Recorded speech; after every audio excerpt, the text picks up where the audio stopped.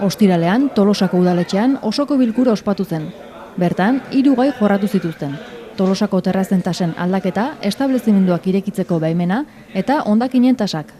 Tolosako terrazek tasa ezberdin bat ordaindu beharko dute eta tasa hau kokalekuaren araberakoa izango da.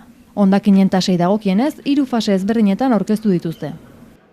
Hirugarren aldaketa nagusia 2015 da izango litzake hondakinak biltzeko tasa hortan.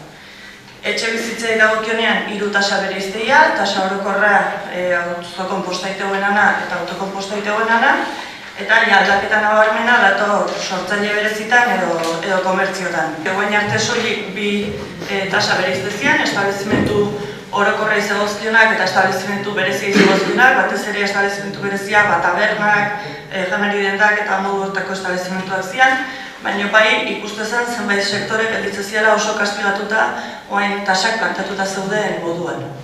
Tarifa hau 2 zatitan bereiztea, zati finkoa eta zati aldakorra. Zati finkoari dagokionean bereiztegia 3 talde nagusi sortzen duten hondakin motaren arabera.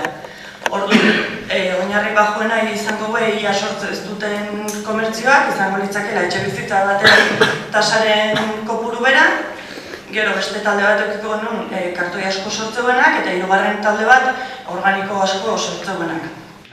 PS eta EAJ ez ziren hondakinen tasaren igoerarekin ados agertu.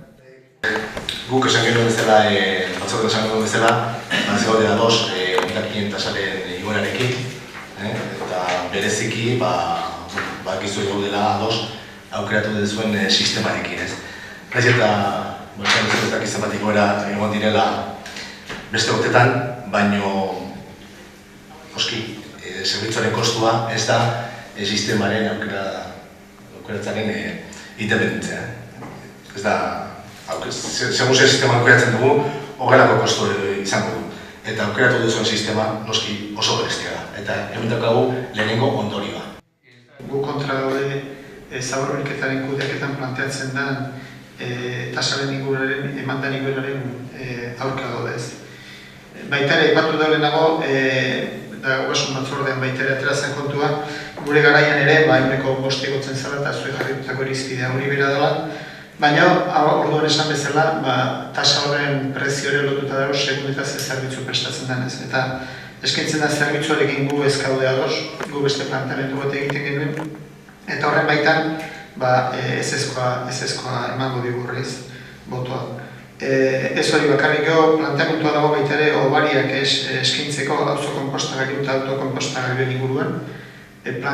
Oroan irizpide bezala egoki iruditzen zaigu, baina batetik esan behar daukagu hor zenbait Tolosak diskriminatzen gabiltzala, ez baita daukaten danak aukera auzo konpostagailua erabiltzeko ez. Era berean, EAJak enplegua sustatzeko neurri berri bat proposatu zuen, baina udal gobernuak ez zuen onartu. Edozein lokaletan jarduera berri bat jarri behar denean normalen obrak egin behar izaten direz, obrak neurri batekoak edo bestekoak ez. Hor udalak ohikoa da zerga bat aplikatzea hor dauden hor egiten diren obren baitan ez. Hori aplikatzen da, edozein ekintzailek, gaur egun ekintzailea abenturerorik badago eta badago, horiek ordaindu egiten dute ehuneko 5 edo ehuneko 2. Gure planteamentua da bereziki laguntzeko, danai laguntzeko, bereziki laguntzeko txikiei, obra egiten den obraren 50.000 eurotik beherakoa bada, 50.000 euro arte 0, tasa izatea 0.